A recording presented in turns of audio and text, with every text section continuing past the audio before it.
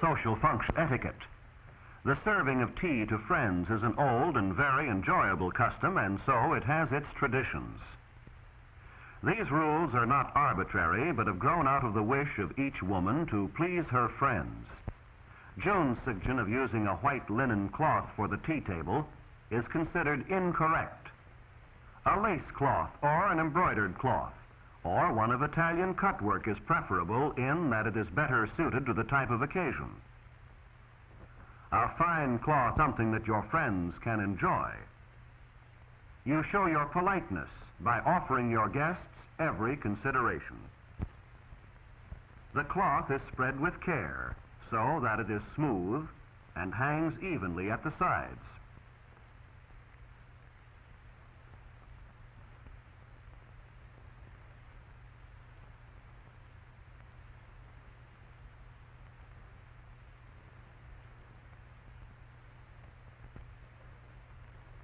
The centerpiece of flowers is low, and the colors harmonize with the rest of the arrangements. The same care and thoughtfulness are given to arranging the table as have been given to the issuing of invitations, to the choice of dress, and the preparation of the food. June isn't sure what type of candelabra should be used, but she is reminded that candles should not be placed on the table at all unless they are to be lighted and used as the principal light. Since this is her intention, candelabra are chosen which are not too high and which will hold enough candles to furnish sufficient light. The candelabra are then placed where they will light the table and yet not interfere with the serving. The placement is exact and symmetrical, giving a feeling of balance in the design of the arrangements.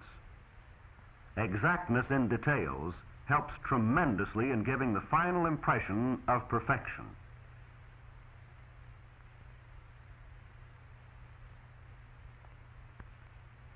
Of course, tea is not the only drink that may be served at a tea. Coffee may be offered or punch, and the service need not be of silver. Chinaware may be used. In the placing of the tea sets, the first requirement is the very practical one of putting things where they may be reached and used with ease. The rules of etiquette are, in this sense, always practical and logical.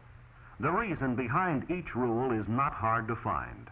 You are treating others as you would want them to treat you. The pourer will have the tea urn conveniently at her right, the cream and sugar at her left. The convenience of the guest who will pour the tea is kept in mind in the placing of the cups, too. June isn't just sure where the cups should go, but by putting herself in the pourer's place and starting to pour, she easily finds the most logical location for the cups, at the right.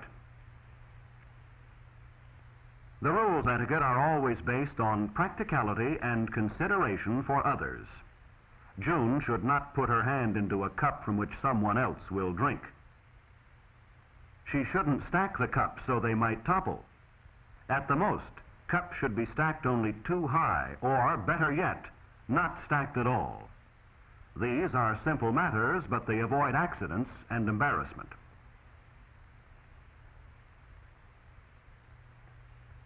The plates are placed where a guest may readily pick one up, receive a cup of hot tea upon it, and still not have to move all around to reach the food that is offered. At the other end of the table, the plates and cups are arranged in the same way. Perhaps tea will be served at one end and coffee at the other. However, the table arrangements are the same so that the two ends balance. And in this way, the symmetry of the design is maintained. Each part of the arrangement will add its share to the total effect in making the completed table attractive.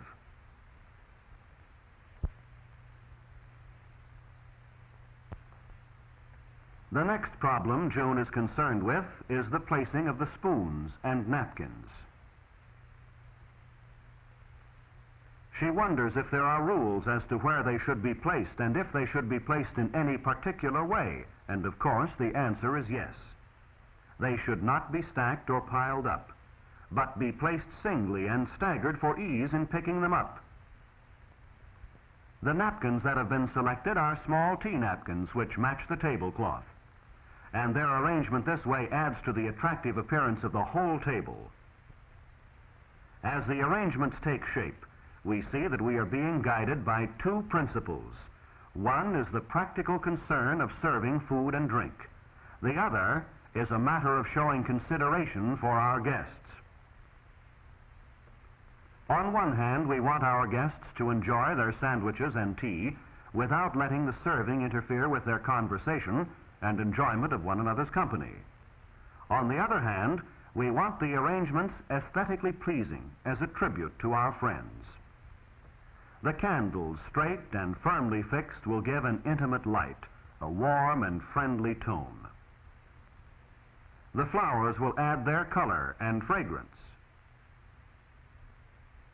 The food also will be dainty, bite-sized sandwiches and cakes that are pleasing to the eye as well as to the taste. The plates of food are well filled, but not overflowing.